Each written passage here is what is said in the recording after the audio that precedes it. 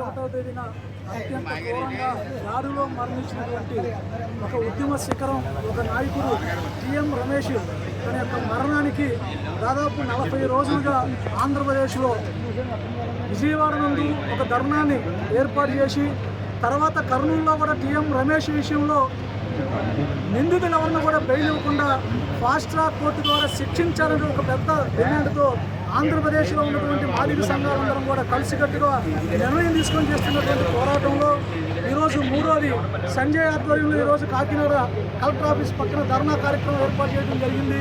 ఈ ధర్నా కార్యక్రమం నుండి ఈ రాష్ట్ర ప్రభుత్వానికి ఒకటే తెలియజేస్తున్నాం, 40 రోజులు అవుతుంది. దాదాపు ఈ 40 రోజుల్లో ఈ రాష్ట్ర వ్యాప్తంగా అన్ని జిల్లాల్లో కూడా మాదిగలందరం కూడా టిఎం రమేష్ హత్య చేసినటువంటి నిందితుల్ని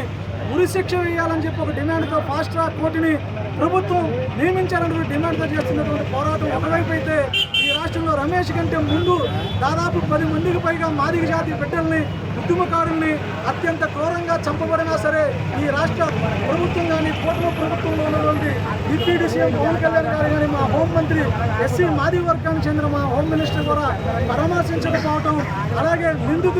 నిందితులు తప్పించుకొని తిరుగుతున్నటువంటి ఈరోజు కారుల్లో ఈ రాష్ట్రంలో దర్జాగా తిరుగుతున్న బాధితులు వారి యొక్క కుటుంబాలు రోడ్డును పడి ఏదైనా గురవుతున్నా సరే మాదిగల ప్రాణానికి రక్షణ లేకుండా పోతుంది. తప్పకుండా టిఎం రమేష్ హత్య చేసినటువంటి నిందితులకి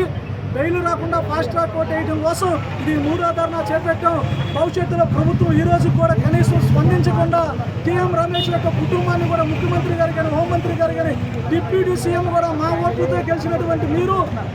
అగ్రవర్ణాలు మరణిస్తే వాళ్ళకి ₹1 ప్రకటించి ఏ జీవోలు అనేటువంటి సెక్షన్లు లేకుండానే మీరు ₹1 పాటు 5 ఎకరాల భూమి ఉద్యోగం కల్పించినటువంటి ఈ ప్రభుత్వం మాదిగ ఓట్లతో గెలిచినటువంటి ఎన్డీఏ కూటమి ఈరోజు మాదిగలను విస్మరించేటట్టుగానే కనబడతా ఉంది. ఈ రోజు నుంచి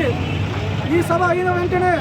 ఆంధ్రప్రదేశ్లో ఉన్నటువంటి మా సంఘాలు మొత్తం కూడా ఏకమై రాష్ట్ర ప్రభుత్వం దిగువచ్చి ఫాస్ట్ ట్రాక్ కోర్టు నియమించే వరకు ఢిల్లీ నుంచి కూడా ఉద్యమాన్ని ఉధృతం చేస్తూ రానున్న 20 రోజుల్లోనే పూర్తి స్థాయి కార్యాచరణ ప్రకటించి రాష్ట్ర ప్రభుత్వంపై అవసరమైతే యుద్ధం చేయడానికి కూడా సిద్ధంగా ఉన్నామని తెలియజేస్తున్నాం.